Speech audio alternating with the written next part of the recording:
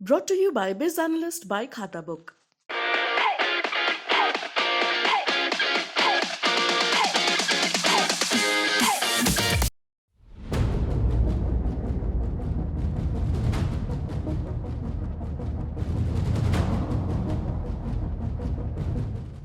भारत ने चीन की अकड़ को कड़ा संदेश देते हुए चीनी नागरिकों को इंडिया की ओर से जारी किया गया टूरिस्ट वीजा सस्पेंड कर दिया है।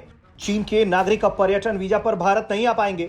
माना जा रहा है कि यह कदम चीन की उस जिद के जवाब में है जहां चीन भारत के 22,000 छात्रों को चीन में घुसने नहीं दे रहा।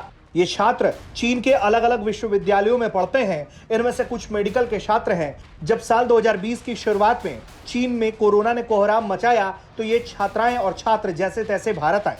लेकिन अब दुनिया में हालात सामान्य होने के 2 साल बाद भी पड़ोसी देश चीन भारत के इन स्टूडेंट्स को अपने देश में घुसने की अनुमति नहीं दे रहा। दुनिया भर में एयरलाइंस के संचालन पर नजर रखने वाली संस्था अंतरराष्ट्रीय हवाई परिवहन संघ ने 20 अप्रैल को जारी एक सर्कुलर के हवाले से कहा कि चीनी नागरिकों को जारी किए गए भारतीय पर्यटन वीजा अब वैध नहीं रह गए हैं।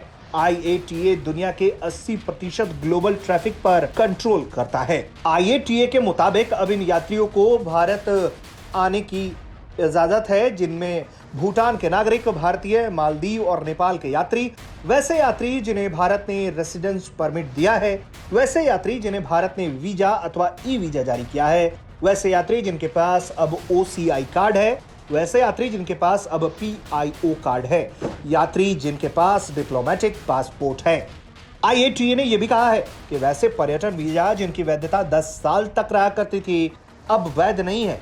चीनी नागरिकों को पर्यटन वीजा खत्म होने से उनके लिए भारत में एंट्री आसान नहीं रह जाएगी। इसके लिए उन्हें पूरी प्रक्रिया से दोबारा गुजरना पड़ेगा। साल 2020 में जब चीन में कोरोना का विस्फोट हुआ तो उस वक्त वहां हजारों भारतीय लड़के और लड़कियां अलग अलग विश्वविद्यालयों में पढ़ाई कर रहे थे।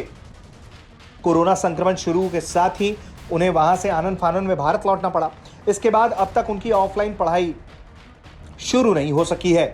ये छात्र चीन लौटना चाहते हैं लेकिन चीन की सरकार इन्हें इजाजत नहीं दे रही। नई दिल्ली बीजिंग से इन छात्राओं और छात्रों की मदद पर सहानुभूति पूर्वक विचार करने की मांग कई बार कर चुका है। 17 मार्च को भारत के विदेश मंत्रालय ने कहा था कि चीन की सख्ती से हजारों छात्र छात्राओं का शैक्षणिक करियर संकट में पड़ गया है। वहीं चीनी विदेश मंत्रालय के प्रवक्ता का 8 फरवरी को एक बयान आया था जिसमें कहा गया था कि चीन इस मामले पर नजर बनाए हुए है और विदेशी छात्रों को चीन लौटने की अनुमति देने की व्यवस्था की जांच कर रहा है। लेकिन चीन कोई कदम उठाता हुआ अब तक दिखाई नहीं दे रहा। ऐसे में उसकी अकड़ को ठिकाने लगाने के लिए भारत सरकार की ओर से यह बड़ा फैसला किया गया है। ब्यूरो रिपोर्ट, भारत तक।